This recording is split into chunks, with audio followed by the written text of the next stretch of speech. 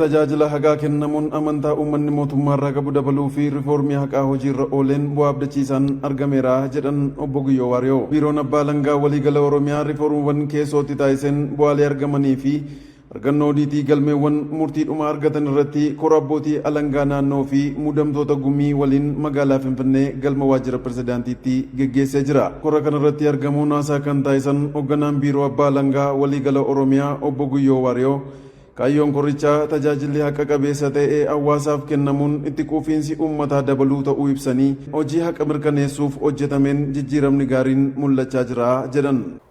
Kaayyoon teenu guddaan uummata kennaa fi tajaajila haqaa kennuudha. Tajaajila haqaa kenninee amantaa uummataa horachuudha. Waan hojjechaa turre hedduu qabna. Gama kanaanii riifoormiiwwan bal'aan geggeeffamaa turanii jiru. Isaan keessaa biiroon Abbaa Alangaa hojiin ijoon inni hojjetu tokkoffaan galmeedha. Galmee qorachuu, himachuu, galmee himatamte immoo murteessisuu, kan murteessisu immoo raawwachiisuudha. Gama kanaan jijjiiramoota bal'aatti dhufaa ture jira. Fakkeenyaaf dandeettiin galmee harkaa qulqulleessuu abbootii alangaa yeroo gara yerootti fooyya'aa dhufee jira. Tun jechuun si'a inni tajaajila dabalaa dhufee jira jechuudha. Sana qofaa miti dandeettiin harkaa qulqulleessuu taanee murtii waan himanne murteessisuu, murtii balleessummaa kennisiisuu. Gama kanaanis wal qabatee waggoottan 5 dabran fooyyeen jijjiiramee olaanaan dhufaa ture jira. Parsantii 96, 97, 98 ta'ee haalli itti galamaa dhufee jira. Kun jechuun Abbaan Alangaa waan himatee adabsiisaa jira. Yakkamaa seeraan akka itti gaafatamu godhaa jira waan ta'eef kunis agarsiiftuu raawwii bareedduu jennee ilaaluu dandeenya. Galma gahinsa haqaafis naamusa abbootii alangaa sirreessuu fi itti gaafatamummaa hordofsiisuu fi sirna poost odiitii diriirsuun hojjetamaa jira jedhan. Hojiin haqaa kan tajaajila yoo kennamu naamusaan kennamuu qaba. Kanaaf naamusa ogeeyyii abbootii alangaa irratti xiyyeeffannoo olaanaa kenninee hojjechaa turre jirra. Riifoormiiwwan gugurdoo goone jenne bakka jijjiirama jajjabaa itti goone jennu keessaa tokko dhimma naamusa irratti hojjechuudha. Waa hunda xumurree keessa baanee miti baay'ee wanni nu hafuun jira. Garuu dhimma kanaaf xiyyeeffannoo olaanaa kenninee hojjechaa turre jirra. Kun jechuun hubannoo kennuu caasaa naamusaa asii haga caasaa dhimma naamusaa hordofu. Abbaan Alangaa galmee qorata. Galmee qoratuun akka seeraatiin qoratamoo, akka seeraatiin himatamoo, akka seeraatiin hordofamoo kan jedhu sirna hordofii fi itti gaafatamummaa waan qabnuuf kanarraa xiyyeeffannoo bal'aa kenninee hojjechaa turre jira. Asuma wal qabatee barreeffama dhiyaatu kutaan lammaffaan isaa sirna poost odiitii. Poost odiitii jechuun odiitii murtiin booda waan hojjanne kana odiitii gona. Galmee hojjanna. Galmeen hojjetamtuun odiitii taate jechuudha. Abbaan Alangaa galmeen qorate akkaataa seeraatiin qorate moo galmee himate akkuma seeraatiin keewwata silaa namni kun jalaatti himatamuu qaba jalaatti himate moo miti. Galmee mana murtii geessee falme akka seeraatiin falme moo miti kan jedhu odiit ta'a. Sirni kun duraan akkanaatti hin turre. Isaas haaraa finne. Sirnoonni kun sirnoota instituushinii tokko ittiin kontirooluuf godhu yookaan ogeessisa ittiin bulchu waan ta'eef barreeffama sana bifa addaatiin qopheessinee argannoon isaa dhiyaatee irraa mari'atama. Kun jechuun bakka hanqinni jiru irraa baratamee fooyyessuu fi namoota rakkoo naamusaa raawwatan immoo itti gaafachiisuu fi gama kanaan yoo hojiiwwan kana itti fufsiifne tajaajila haqaa fooyyee kennuu dandeenya jennee xiyyeeffannoo olaanaa kennaa hojjechaa turre jira. Akkasumas sirna booddeetti hafaa maqsuun tajaajila haqaa si'ataa dhaqqabamaa fi qulqullina qabu karaa teekinooloojii gonfateen hawaasaaf kennuufis itti fufiinsaan hojjetamaa jiraachuu obbo Guyyoon dubbataniiru. Jijjiirama hedduu jira. Jijjiirama lakkaa'amuu danda'u hedduu jira. Taargeetiin keenya guddaan amantaa uummataa horachuudha. Tajaajila haqaa egaa tajaajila haqaa biiroon Abbaa Alangaa biiroo tokko kan tajaajila haqaa kennu. Manni murtii jira, qaamoleen biraallee jira. Idaama kanaatti fooyya'insi bal'aa kan fidu. Garuu akka biirootti gamsaniinis fooyya'insi gaarii jira. Garuu akka biirootti jijjiiramii bal'aan dhufee jira. Teekinooloojii irratti fakkeenyaaf riifoormii bal'aa goonee jirra. Tajaajilli nu kennu kun dhaqqabamaa akka ta'u, teekinooloojiin dhaqqabamaa akka ta'u viidiyoo konfiraansiin ragaa Abbaa Alangaa biiroo yaamuu osoo hin barbaachisin bakka inni jirutti jechirraa fuudhuun danda'amee jira. Qabannaan ragaa fooyya'ee jira. Qulqullinni galmee kennaa fooyya'ee jira. Tanaan dura galmeewwan qorataman harkaan barreeffamu. Himanni qophaa'u harkaan barreeffama. Kun akka hafu ta'ee jira guutumaa guutuutti aanalee Oromiyaa keessaa godina Oromiyaa keessaatti dhimmi kun akka jiru ta'ee jira. Harcaatiin tokko tokko jiraatu malee. Kanaaf teekinooloojii irratti jijjiirama bal'aa, jijjiirama abdachiisaa kan dhaqqabamummaa tajaajila kennaa mirkaneesse, kan si'aa inni mirkaneesse, kan qulqullinni mirkaneesse finnee jirra.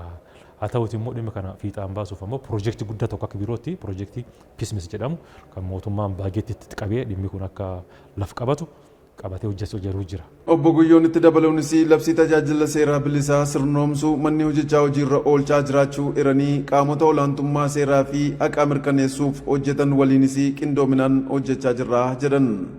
Baatii muraasaan dur caffeen Oromiyaa labsii tajaajila seeraa bilisaa baase. Labsiin sun immoo labsii akka biyyaatti jalqabaati. Waan nu jalqaba kana immoo nu jabeessiti. Sirnoomsinee dhimmoota akkatti hojjechaa jirra. Poolisii waliin qoran. Poolisii waliin qindoominni jabaa yoo hin jiraatin ta'u qindoominni jabaa jira. Isa qofaa miti immoo naannoo Oromiyaa naannolee biraallee irraa haala addaatiin koree fooyyee sirna qaata jettu qaba. Waa'ee sirna qaa mari'atu sadarkaa koree fooyyee sirna qaata.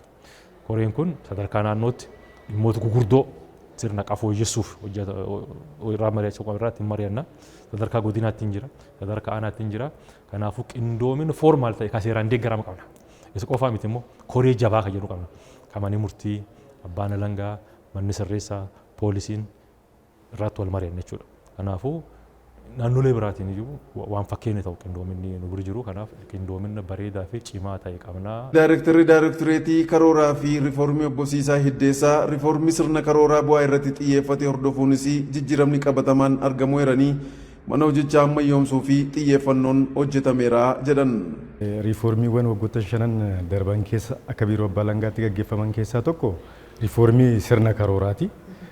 Sirni karooraa duraan nuti qabnu adeemsa hojii irratti xiyyeeffataa ture. Adeemsa aktiivitiiwwan irratti xiyyeeffata. Riifoormii gaggeeffameen garuu yeroo dhiyoo keessa sirni karooraa keenya bu'aa irratti akka xiyyeeffatamu kan inni taasifame jechaadha.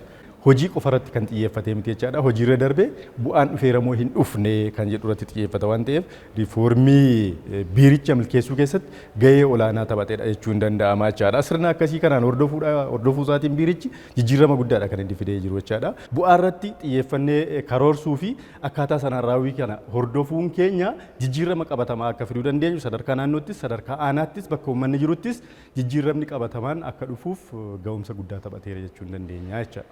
Hojimaata si'eessuu keessatti wanti xiyyeeffannaadhaan hojjetame tokko ammayyaa ta'uu akka inni qabu. Hojimaanni mana hojichaa teekinooloojiidhaan deeggaramuu akka inni qabu, dijitaalawaa ta'uu akka inni qabuuf yeroo kamiin olitti xiyyeeffannaadhaan hojjetameeti kan inni jiru jechaadha. Duraan baay'ee duubatti hafaadha, maanuwaaliidha. Daayirektarii koorniyaa biiroo abbaa alangaa waliigala Oromiyaa Aadde Hawwii Taarraqany haqa keessatti miidhamoo kan ta'an garee saaxilamtootaa fi tajaajilli seeraa bilisaa kennamaa jiraachuus dubbataniiru. Tajaajila haqaa kennamu wajjin wal qabate baay'inaan haqa keessatti miidhamtoota kan ta'an warra saaxilamtoota garee saaxilamtoota jedhaman dubartoota qaama miidhamtoota fi maanguddoota baay'inaan humna dhabuudhaan karaa adda addaatiin humna maallaqaa humna beekumsa seeraa dhabuudhaan baay'ee miidhamaa turaniiru. Yeroo ammaa kana abbaan alangaa ofii isaatiin karaa adeemsa daayirektariitii hariiroo hawaasaa warra akkas harka qalleeyyii ta'an deeggaruudhaan abukaatonni yuunivarsiitii irra jiran abukaatonnii fi yuunivarsiitiiwwan tajaajila seeraa bilisaa akka kennan gochuudhaan faasiliteet gochuudhaan jijjiiramni guddaa argamee jira jechuudha. Mana haadha hiyyeessaaf sababa humna dhabdeef falmachuu dadhabdeef harkaa fuudhamee mana dhabanii turan lafa dhabanii turan baay'een isaanii gara qe'ee isaaniitti akka deebi'an godhamee jira. Inni kun immoo karaa biiroo keenya deeggarsa godhamuun jechuudha.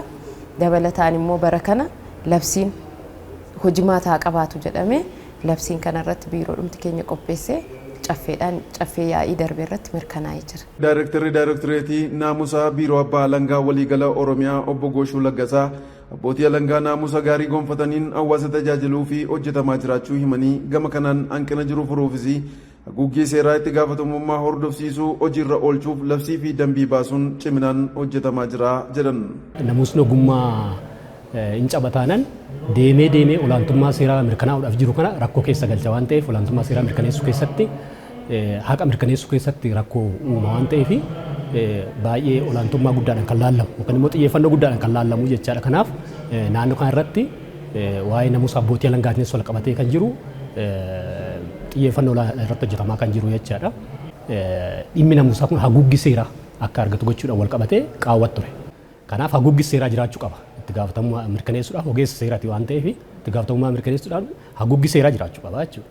Kanaaf haguuggi seeraa suni guutameera jechaadha. Fakkeenyaaf labsii irraa ka'ee dambii irraa ka'ee dambii jalatti immoo haalli namuusni illee ittiin dhagahamu, haalli ittiin qoratamu, haalli ittiin himatamu, haalli ittiin falmamu adeemsi hin turre jechaadha. Amma biiroon adeemsa san baafate isaa gadittis maanuwaalii illee jira haalli ittiin hojjetamu jechaadha. Maanuwaalii illee jira tokkoffaa leegaal fireemworkiin kun hin turre. Isa kana mijeeffate biiroon jechaadha. Keessoo fi cimsuudhaan wal qabatee itti gaafatamummaa mirkaneessuudhaaf seera kana cimsate jechaadha.